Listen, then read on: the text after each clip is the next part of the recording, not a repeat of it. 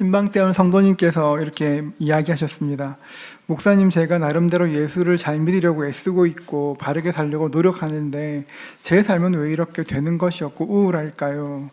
성경을 읽고 기도하지만 밖에 나가기도 싫고 사람 만나는 것도 너무 힘들어요.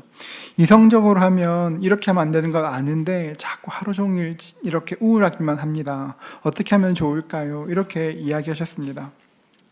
그 이야기 한참 듣다가 생각했었습니다. 마음을 나눠주신 성도님만 그런 것이 아니라 사람은 누구나 그런 끝모를 우울감에 시달릴 때가 있습니다. 어떤 일 때문에 시달릴 때도 있고, 어떤 사람은 스트레스 때문에 우울감을 경험하기도 하고, 어떤 때는 아무 이유 없이 그냥 마음이 무너지고 인생이 허무하게 느껴질 때도 있습니다. 성경에 나오는 믿음의 사람들도 마찬가지였습니다. 시편 16편과 56편, 57편, 58편, 60편까지의 말씀의 표제어도 똑같이 다윗의 믹담인데요. 믹담이라는 단어의 원을 따라 일반적으로 이것을 황금의 시라 부르기도 하고, 내용을 따라 다윗의 보물이라 부르기도 합니다.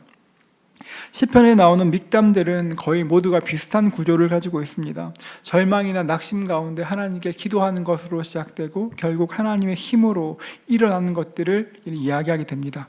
오늘 함께 읽은 시편 16편도 그렇습니다. 1절 말씀 보십시오. 우리 함께 읽어볼까요? 같이 읽습니다. 하나님이여 나를 지켜주소서. 내가 주께 피하나이다. 하나님이여 나를 지켜주소서. 내가 주께 피하나이다. 성경에 구체적인 정황이 나타나 있지는 않지만 다윗은 지금 보호가 필요한 상황 가운데 있었습니다. 보호가 필요할 때 그때 다윗이 가장 먼저 했던 것은 하나님께 피하는 것이었습니다. 다윗은 이스라엘의 황금기를 열었던 왕이라 굉장한 왕으로 생각하지만 다윗의 인생을 보면 그렇게 순탄하게 산 것은 아니었습니다. 골리앗을 물리치고 국민 영웅이 되었습니다. 그런데 국민 영웅이라 칭송받는 그때부터 다윗은 인생의 깊은 골짜기 안으로 들어가게 됩니다. 사울 왕이 자기를 죽이려고 하였습니다. 사무엘상 18장부터 20장까지 말씀을 보면 사울이 다윗을 6번에 걸쳐 죽이려고 한 것들이 다 기록되어 있습니다.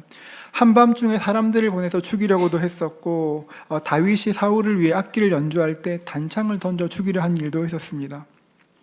이런 여러 고난 끝에 왕이 되었습니다. 왕이 되었다고 해서 갑자기 삶이 쉬워진 것은 또 아니었습니다. 왕이었지만 여전히 고달프고 힘든 일이 많았습니다. 특별히 자녀들 때문에 큰 어려움을 겪어야 했습니다. 한 번도 야단치지 않았던 그 아들 압살롬이 반역을 일으켰습니다. 아들을 피해 한밤중에 맨발로 도망해야 했고 나중에는 목숨을 걸고 아들과 싸워야 했습니다. 바람잘 날 없는 인생을 살았습니다. 우리도 그렇지 않습니까? 이제 좀 살 것 같은데, 괜찮을 것 같은데, 괜찮다 하면 어디선가 또 문제가 막 밀려옵니다. 인생의 바람이 불어올 때, 고난이 찾아올 때 우리가 다윗에게서 배워야 될 것이 있습니다. 그것은 어려운 일이 있을 때는 반드시 하나님께 피한다는 것입니다. 여러분, 이것을 기억하십시오. 어려운 일이 있으면 하나님께 피하는 것이 우리의 기본적인 자세가 되어야 합니다. 너무 당연한 것 같은데 이게 결코 당연하지가 않습니다. 목회를 하다 보면 사람들을 참 많이 만납니다. 평상시에는 믿음도 좋아 보이고 꽤 괜찮아 보이는 사람인데 어려운 일이 생기면 이렇게 저렇게 하다가 금방 주저앉고 낙심할 때도 많고, 그러다가 가장 나쁜 선택하는 그런 사람들도 꽤 많습니다. 여러분, 어려운 일이 생기면 힘을 다해 문제를 풀기 위해 노력해야 합니다. 최선을 다해야 합니다. 예수 믿는다고 해서 무작정 하늘만 보고 있는 것이 아닙니다. 그런데 현실 속에서 문제를 이렇게 해결하려고 하다 보니 정작 도움을 구해야 될 하나님께는 도움을 구하지 않을 때가 참 많습니다. 누군가를 설득하기 위해 나갈 때는, 만나기 위해 나갈 때는, 은행에 갈 때는 최선을 다해서 준비하는데 하나님께 도움을 구할 때는 그냥 아무런 준비도 없이 그냥 나오게 됩니다. 하나님을 가장 먼저 생각하는 것이 아니라 가장 나중에 생각합니다. 가장 먼저 하나님께 도움을 구하고 하나님과 함께 문제를 풀어나가야 하는데 많은 사람들이 자신의 능력으로, 자신의 인맥으로, 자신의 돈으로 문제를 풀려고 합니다. 여러분, 어떤 일을 만났을 때 하나님을 가장 먼저 생각하고 하나님께 피하는 것은 문제 해결뿐 아니라 영적인 성장을 위해서 반드시 필요한 것입니다. 자기의 힘으로 문제를 해결할 수 있습니다. 자신의 힘으로 문제를 해결하고 나면 문제는 해결되었지만 그 일을 가지고 영적으로는 아무것도 배우지 못하고 지나가게 됩니다. 하나님께서 함께 하시는 도우시는 승리의 경험을 하지 못하고 하나님과의 영적인 추억들을 만들지 못합니다. 그러니까 나중에 정말 어려운 일이 생겼을 때, 내 힘으로 해결할 수 없는 일이 생겼을 때 하나님의 도움이 절실한데 하나님과 함께 해결했던 경험이 없으니까 하나님께 도움을 구하지도 못하고 쓰러지는 경우가 정말 많습니다. 우리가 아는 것처럼 다윗은 자주 실수하는 사람이었습니다. 치명적인 죄도 지었습니다. 그런데 놀라운 것은 다윗은 어려운 일이 생길 때마다 가장 먼저 하나님께 나가 도움을 구했다는 것입니다. 이것이 다윗을 다윗되게 했습니다. 어려울 때 다윗의 선택은 하나님께 피하는 것이었습니다. 4절 말씀 보십시오. 4절 같이 읽겠습니다. 4절 함께 읽습니다. 다른 신에게 예물을 드리는 자는 괴로움이 더할 것이라. 나는 그들이 드리는 피의 존재를 드리지 아니하며 내 입술로 그 이름도 부르지 아니하리로다. 다윗은 다른 신들에게 예물을 드리는 것이 괴로움만 더하게 한다는 것을 알았습니다. 이것은 신앙적으로 굉장히 중요한 원리입니다. 나에게 도움을 줄 것 같은 것들이 있습니다. 여러분, 그런데 그것들이 결국 기쁨되지 못할 때가 참 많습니다. 일시적으로는 문제를 해결할 수 있을지 모르나 결국은 괴로움만 더하게 됩니다. 우리 인생에 어려움이 찾아오면, 힘든 일이 있으면 본능적으로 주변을 둘러보면서 우리를 도와줄 것들을 찾게 됩니다. 이것도 좋고 저것도 좋으니까 위기에서 나를 건져줄 수만 있다면 괜찮고 그것이 나를 도와주는 것이라고, 내 신이라고 생각합니다. 참신이라 생각합니다. 바울은 이렇게 말하는데요. 빌립보서 3장 19절 보십시오. 그들의 마침은 멸망이요 그들의 신은 배요 그의 영광은 그들의 부끄러움에 있고 땅의 일을 생각하는 자라. 그들의 신은 배라 말합니다. 우리에게 어느새 먹고 사는 것이 우리의 신이 되었습니다. 나를 도와주고 나를 만족해 할 수 있으면 그것이 참신이라 생각합니다. 지금 시대를 사는 사람들의 정서는 결핍입니다. 사람들은 결핍을 느끼고 만족치 못하는 특징이 있습니다. 그러다 보니까 자꾸 사람들과 비교하게 됩니다. 충분히 가지고 있는데 계속 비교합니다. 지금 과거와 비교하면 생각하지 못한 풍성함을 누리고 있는데 언제나 마음 한 구석에 나 부족해 생각합니다. 결핍과 부족함은 노예들의 특징입니다. 바벨론에서 포로가 되었을 때 이스라엘 백성들은 언제나 배고팠습니다. 만족이 없었습니다. 잠깐 배부른 것 같은데 돌아서면 배고프게 만들어서 복종시키는 것이 바벨론의 포로를 다루는 기본적인 방식이었습니다. 줄 듯 말 듯 애간장을 태우는 것이죠. 지금도 마찬가지입니다. 세상은 이렇게 이야기합니다. 조금만 더 하면 된다고, 조금만 더 가지면 된다고, 조금만 더 하면 원하는 것을 할 수 있다고 이야기합니다. 조금만 더 투자해보라고, 조금만 더 애써보라고, 그러면 아이들에게 마음껏 줄 수 있는 환경이 될 것이라고 유혹합니다. 우리 아이들도 마찬가지입니다. 일찍부터 경쟁의 한가운데로 들어가 학원을 전전합니다. 학원을 다니면서 계속 비교하게 되는 것입니다. 애쓰고 노력하는데 언제나 부족함만 있습니다. 그러니까 갈증이 풀어지지 않는 것입니다. 이 땅의 것들은 우리를 만족시켜 줄 것처럼 보이지만 계속 목마르게 합니다. 그래서 다윗이 어떻게 고백할까요? 2절 말씀 보십시오. 우리 2절 함께 읽겠습니다. 함께 읽습니다. 내가 여호와께 아뢰되 주는 나의 주님이시오니 주밖에는 나의 복이 없다 하였나이다. 한 번 더 읽어볼까요? 내가 여호와께 아뢰되 주는 나의 주님이시오니 주밖에는 나의 복이 없다 하였나이다. 주밖에는 나의 복이 없다 하였나이다. 주님은 나의 주님이시니까, 주님께서 내 삶의 주인이시니까 내 삶의 주밖에는 복이 없다고 말합니다. 이것은 다윗의 인생에서 가장 중요한 고백 중에 하나입니다. 주밖에는 나의 복이 주님밖에는 나의 복이 없습니다. 복은 히브리어로 토브인데요, 좋은 것이라는 그런 뜻입니다. 영어로 하면 굿입니다. 지금도 유대인들은 말할 때 그 토브란 말을 정말 많이 사용합니다. 주밖에 나의 토브가 없다, 주님밖에 나에게 좋은 것이 없다고 말하는 것입니다. 다윗은 모든 좋은 것은 오직 하나님께로부터 온다는 것을, 모든 좋은 것은 하나님께서 주신다는 확신이 있었습니다. 이걸 다르게 말하면 좀 다르게 읽힐 수 있는데요. 다윗은 하나님께서 주시는 것이라면, 하나님께서 허락하시는 것이라면 어떤 것이라도 나에게 좋은 것이다, 그렇게 믿었습니다.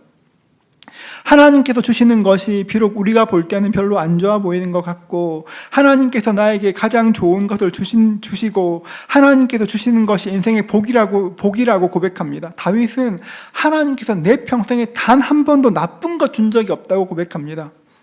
우리가 앞서 살펴본 것처럼 다윗은 왕이 될 때까지 굉장한 어려움을 겪었습니다. 죽음의 위험을 겪었고 왕이 되어서도 아이들 때문에 큰 어려움 당했습니다. 사실 어릴 때도 그랬습니다. 다윗은 부모에게, 형제에게 버림받은 아이였습니다. 오죽했으면 시편 말씀에 내 부모가 날 버렸다 말했겠습니까? 그런데도 다윗은 말하기를 하나님은 나한테 나쁜 거 준 적이 없어, 그렇게 말합니다. 하나님께서 내 인생에 주신 것들을 언제나 좋은 것이었다라고 고백합니다. 인생을 미워하는 것이 아닙니다. 희망 고문, 이렇게 희망회로 돌리는 것이 아니죠. 다윗의 믿음에는 확신이 있었습니다. 5절 말씀 보십시오. 여호와는 나의 산업과 나의 잔의 소득이시니 나의 분깃을 지키시나이다.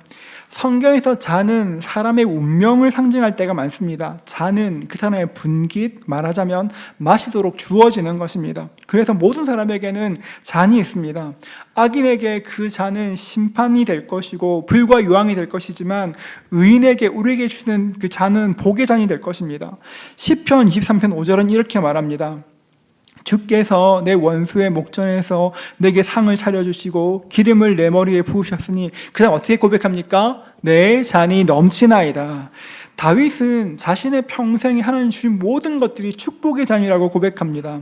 5절 하반절 보십시오.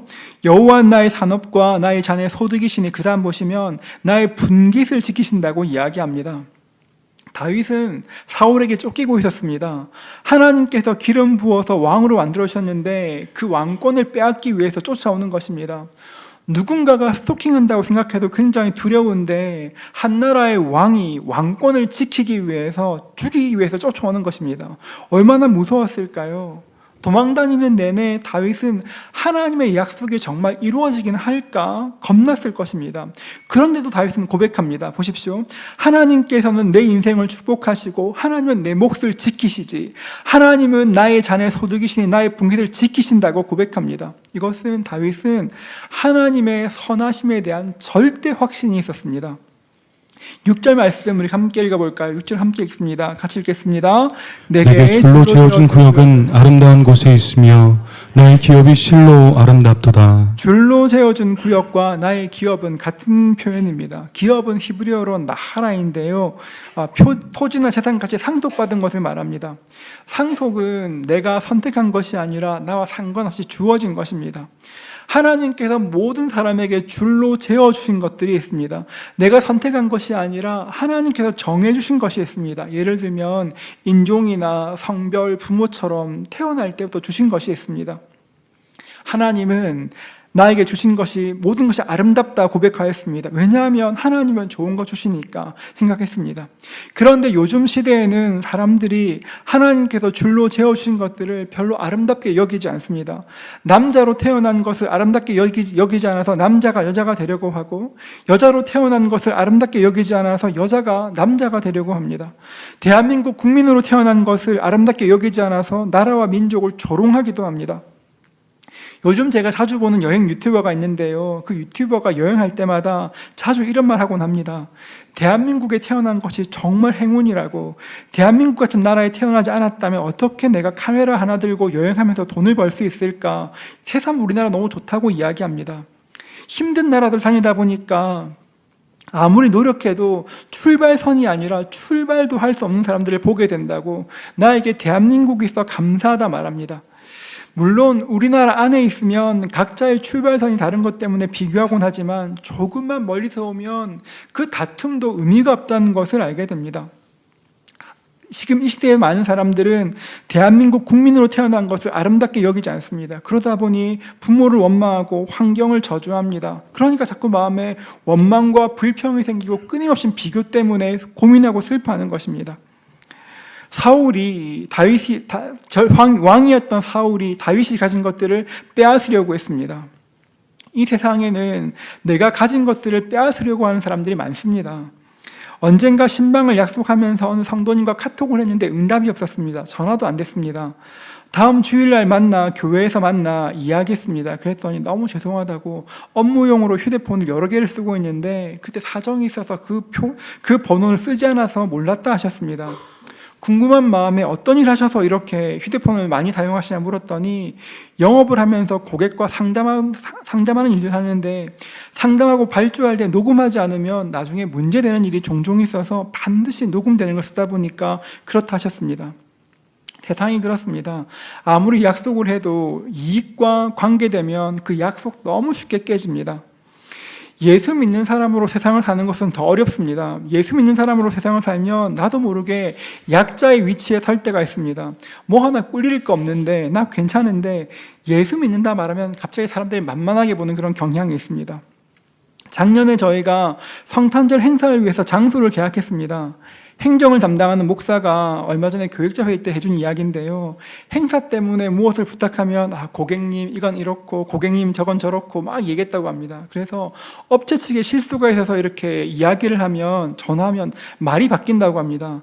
방금 전까지 고객님 했는데 갑자기 목사님 이렇게 부른다고 합니다. 여러분 이게 목사한테 목사님 그렇게 하면 성질 내는 거 진짜 어렵습니다. 이게 성질이 어렵습니다. 우리가 예수 믿는 걸 알면 만만하게 보고 함부로 대할 때가 있습니다. 그럴 때 똑같이 하려면 진흙탕 안으로 들어가야 됩니다. 목사 딱지 떼고 한번 붙고 싶을 때가 있습니다. 다윗은 그런데 그런 순간에조차 자신의 위치를 알고 있었습니다. 다윗은 누가 뭐라고 해도 하나님께서 자기에게 주는 복이 있고 하나님께서 허락하신 기업이 있다는 것을 알고 있었습니다. 그러니까 그 불안한 때에도 화가 나고 초조한 상황에도 마음을 지킬 수가 있었습니다. 다윗은 하나님께서 자신의 분기시고 유업이라는 것을 그 누구도 하나님께서 허락하신 것은 빼앗을 수 없다는 것을 알고 있었습니다. 신약에서도 이런 고백이 나오는데요. 빌립보서 3장 7절과 8절인데요. 우리 같이 읽도록 하겠습니다. 함께 읽습니다. 그러나 무엇이든지 내게 유익하던 것을 내가 그리스도를 위하여 다 해로 여길 뿐더러 또한 모든 것을 해로 여김은 내 주 그리스도 예수를 아는 지식이 가장 고상하기 때문이라. 내가 그를 위하여 모든 것을 잃어버리고 배설물로 여김은 그리스도를 얻고 바울도 그런 삶을 살았습니다. 무엇이든 내게 유익하던 모든 것을 그리스도를 위하여 다 해로 여길 뿐더러 이야기했습니다. 여러분 이렇게 말한 이유가 무엇일까요? 예수를 얻었기 때문에 그렇습니다. 이 땅의 모든 것들을 다 잃었다고 해도 예수님 얻었으면 그걸로 충분하다고, 예수님이면 충분하다고 고백하는 것입니다. 여러분, 우리가 기억해야 될 것이 있습니다. 복은 하나님께서 주시는 것입니다. 가장 좋은 것들, 복은 하나님께로부터 온다는 것들을 믿으실 수 있기를 주의 이름으로 축복합니다. 여러분, 이걸 잃어버리면 우리는 우리의 복을 지키기 위해서 계속 싸워야 됩니다. 내가 복을 쟁취하는 것을 생각하면 계속 애써야 됩니다. 그렇기 때문에 우리는 언제나 하나님의 선하심들을 기억해야 되는 것이죠.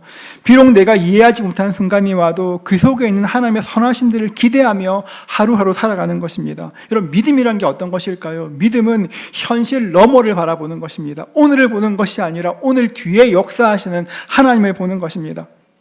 믿음이 약해지면 세상 속에서 예수 믿는 사람으로 사는 것이 손해같이 보일 때가 많고 빼앗기는 것 같을 때도 있고 억울하게 느껴질 때도 있지만 믿음의 눈이 환하게 열리면 전혀 다른 것들이 눈에 들어오게 되는 것입니다.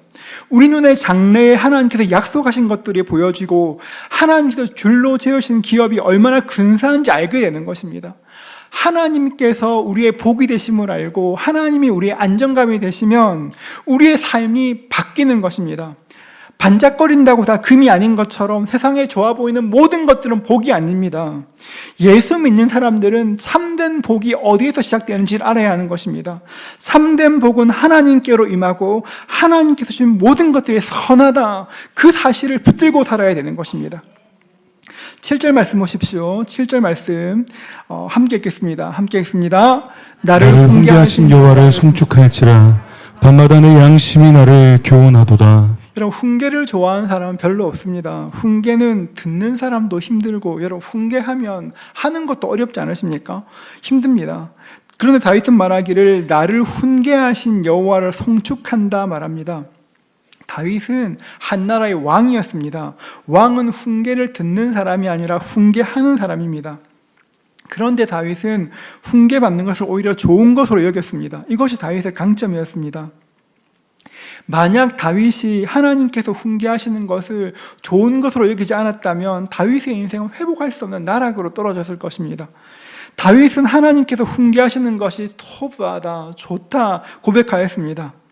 하나님께서 우리 인생 가운데 훈계하십니다. 훈계하실 때 두 가지 수단을 사용하시는데요. 첫 번째는 말씀으로 우리를 훈계하십니다. 디모데전서 3장 16절부터 17절 말씀인데요. 우리 함께 고백합니다. 함께 읽겠습니다.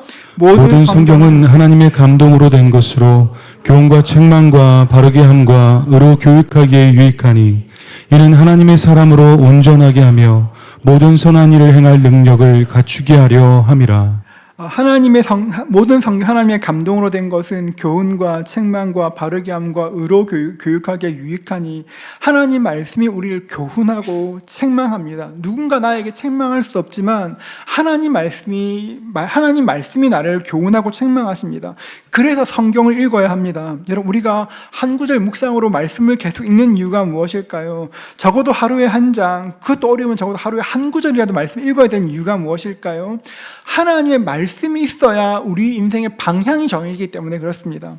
하나님 말씀이 있어야 그 말씀이 우리를 훈계하시고 우리를 인도하시기 때문에 그렇습니다. 그런데 우리가 하나님 말씀이 없고 하나님 말씀으로 알아듣지 못할 때가 있습니다. 그러면 어떻게 훈계하실까요? 사람을 통해서 훈계하십니다. 우리의 가족이나 직장에서 만나는 사람들, 그런 사람들을 통해서 하나님께서 훈계하십니다. 누군가 이야기할 때 그냥 흘려듣지 말고 주의 음성으로 들으십시오. 하나님께서 훈계하시는 것은 받을 수 있으나 사람의 훈계에는 자존심 상해하는 사람들이 있습니다.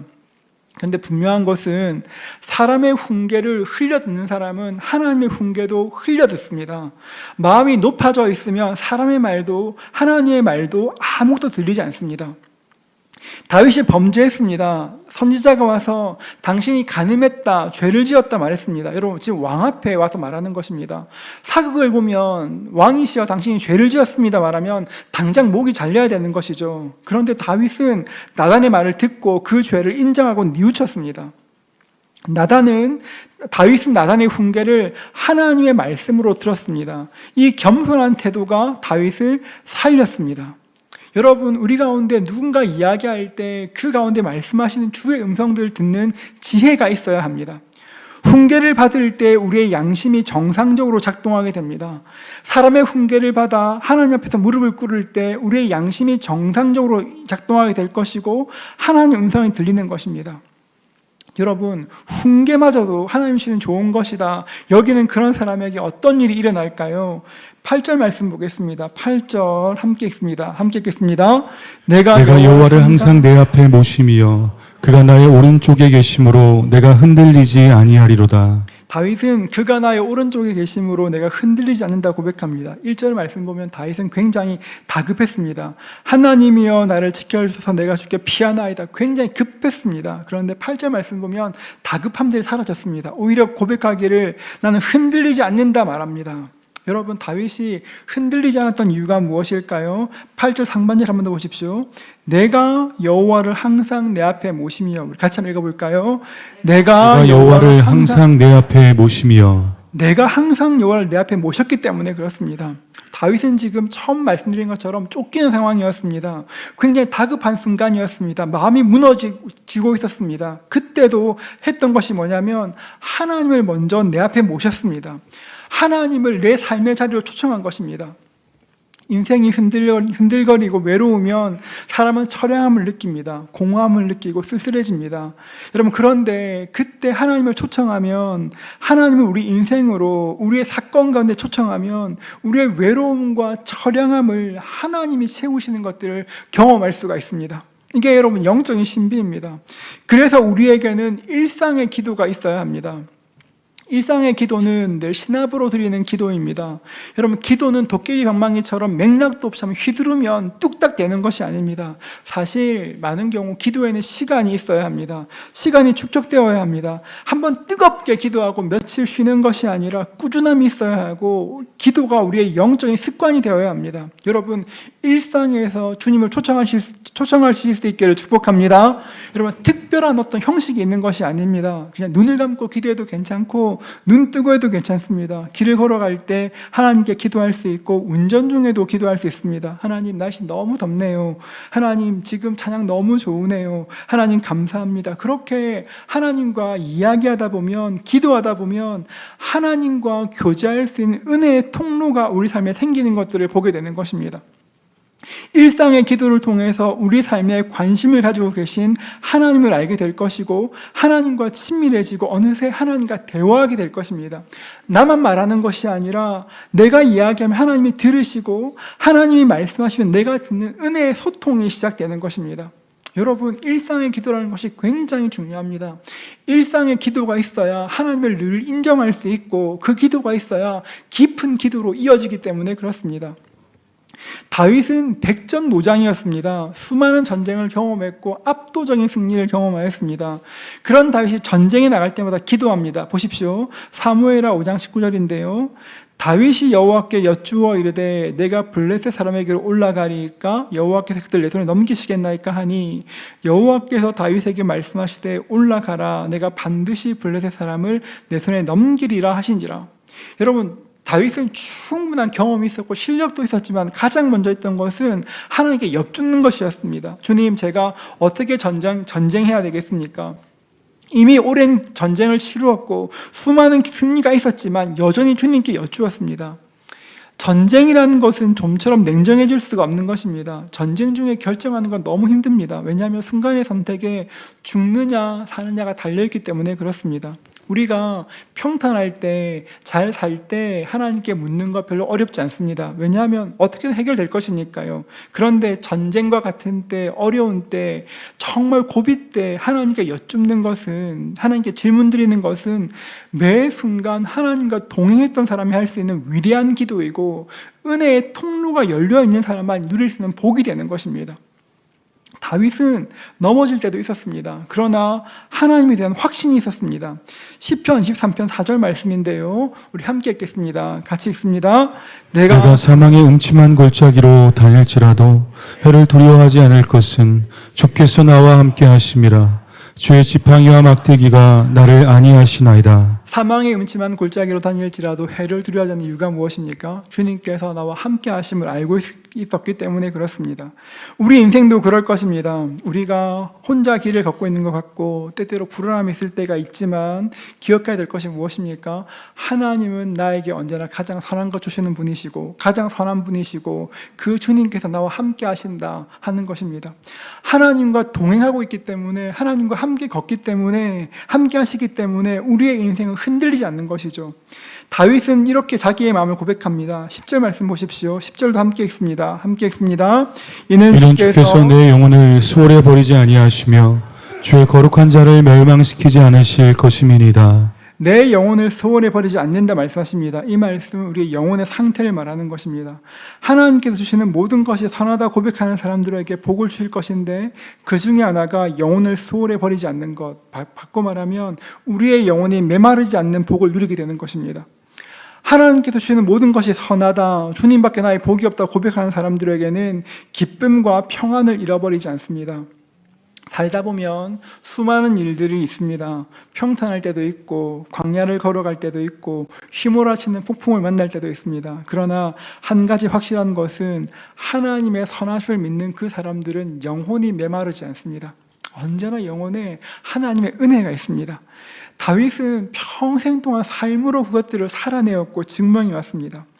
11절 말씀도 같이 읽어볼까요? 함께 읽습니다. 같이 읽습니다. 주께서 생명의 길을 내게 보이시리니 주의 앞에는 충만한 기쁨이 있고 주의 오른쪽에는 영원한 즐거움이 있나이다. 한 번 더 읽어볼까요? 주께서 생명의 길을 내게 보이시리니 주의 앞에는 충만한 기쁨이 있고 주의 오른쪽에는 영원한 즐거움이 있나이다. 전 이 말씀이 우리 모두에게 충만하게 임할 수 있기를 주의 이름으로 축복합니다. 충만한 기쁨, 영원한 즐거움, 그것들이 우리 삶 가운데 경험될 수 있기를 축복합니다. 여러분, 하나님이 어떤 분인지 아십니까? 여러분, 하나님이 어떤 분이실까요? 하나님은 우리 인생을 기쁘게 하시는 분이십니다. 제자 훈련을 할 때 천국에 대해서 가끔 이야기하면 이렇게 이야기하시는 분 계십니다. 목사님, 천국 가면 너무 지루하지 않을까요? 맨날 예배 드린다는데 힘들지 않을까요? 그런 분 계십니다. 천국 가는 거 지루하지 않을까요? 머리에 노란 관을 쓰고 하프를 뜯으며 찬송하는 것 지루할 것 같다고 이야기합니다. 여러분 몰라서 그렇습니다. 천국은 하나님께서 우리 인생에 주시는 가장 좋은 선물입니다. 가장 기쁜 곳이 될 것입니다. 하나님께서 사람을 위해 처음 만든 곳이 어딘지 아십니까, 여러분? 이거 어려운 건가요? 에덴 동산 아니겠습니까? 에덴의 뜻이 기쁨입니다. 기쁨의 동산이라는 뜻이죠. 하나님은 우리가 기쁘게 살기를 원하십니다. 우리의 창조자이신 하나님은 우리 인생의 가장 큰 기쁨이 무엇인지, 변치 않는 기쁨이 무엇인지를 누구보다 잘 아시는 분이십니다. 내가 좋아하는 것이 무엇인지, 내가 기뻐하는 것이 무엇인지를 잘 아십니다. 우리 주님은 우리의 기쁨의 진심이십니다. 기쁨을 아시는 주님께서 우리를 위해서 예비하신 가장 큰 기쁨이 천국이 될 것입니다. 여러분, 주님을 의지한 우리 삶 가운데 기쁨이 가득할 수 있기를 주의 이름으로 축복합니다. 인생에 어려움이 있을 때 어떻게 해야 될까요? 하나님께 피하는 것입니다. 인생에 어려움이 있을 때 이걸 계속 머리에 새겨 놓으십시오. 어려움이 있을 때 하나님께 피해야 돼. 하나님께 피해야 돼. 이것이 있어야 합니다. 그리고 또 하나 고백해야 될 것은 하나님께서 내 인생에 주는 모든 것들은 선하고 아름답지 생각하셔야 됩니다, 여러분. 환경과 상관없이 다윗처럼 주님을 의지하기 시작할 때 우리 인생 가운데 하나님의 안전함이 경험될 것이고 하늘의 기쁨이 임하게 될 것입니다. 이 은혜를 누릴 수 있는 저와 여러분 되시기를 주님의 이름으로 축복합니다.